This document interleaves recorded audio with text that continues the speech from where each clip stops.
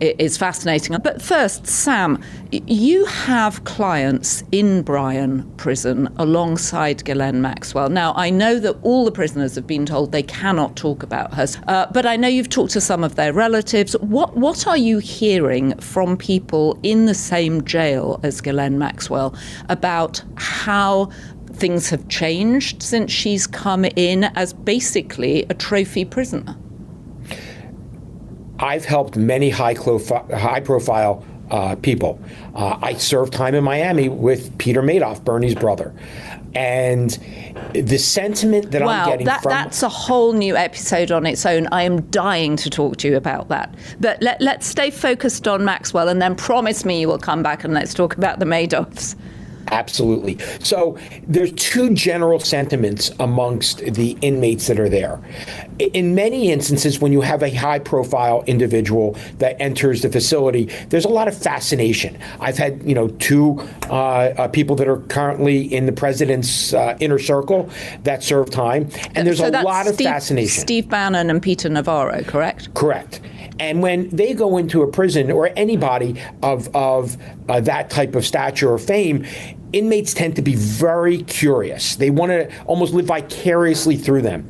And many of the staff tend to be very deferential to them because they understand who they are and who their friends might be. In this case with Ms. Maxwell, it is completely different.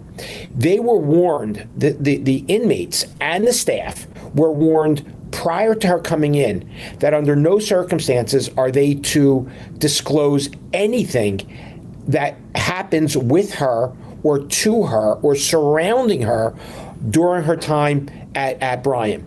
In one case, there was one inmate that told somebody, a journalist, something about her. And this young lady was a friend of one of my clients, and she had a very short sentence. Keeping in mind, prison phones and email are subject to being monitored. So you know for sure they have an AI system that is just looking for the name Maxwell. And as soon as this other inmate made the statement, she was whisked off that night to Houston Federal Detention Center, which is a maximum security facility. So wow. The sentiment is one of walking on ice.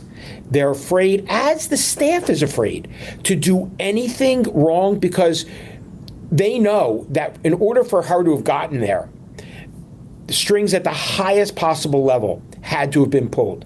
And they see, and we can talk about some of the things that they're experiencing while she's there, from her visits to how her meals are being handled, and they're truly walking on eggshells. The other sentiment, which I find fascinating, is the inmates, feel that she is being treated more like a guest in a hotel than an inmate in a federal prison. So she's been treated as a sort of celebrity prisoner, basically.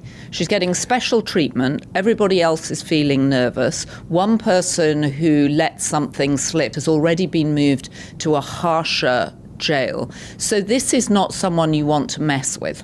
This is, at least from my clients, they're steering clear of her. They want to stay as far away from her, and they're actually afraid to socialize with her because you never know, especially in a prison environment, what could happen, not just between the inmate and Ms. Maxwell, but between the inmate that's socializing with her and other inmates.